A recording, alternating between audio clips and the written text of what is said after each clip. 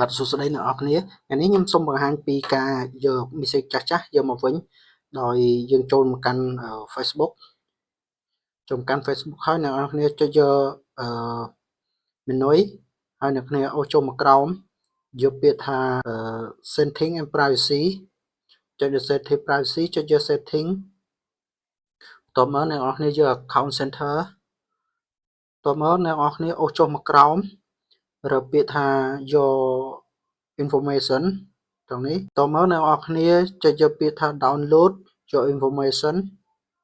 តមកអ្នកនរគ្នាចុចយក download transfer យក information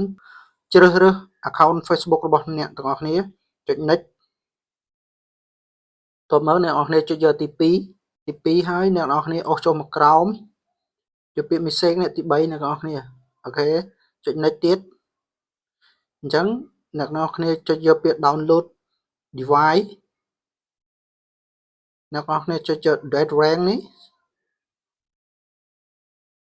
បន្តមកអ្នកនរគ្នា select យកមួយណាចាប់ពីប្រហែលខែ3ខែ6ខែ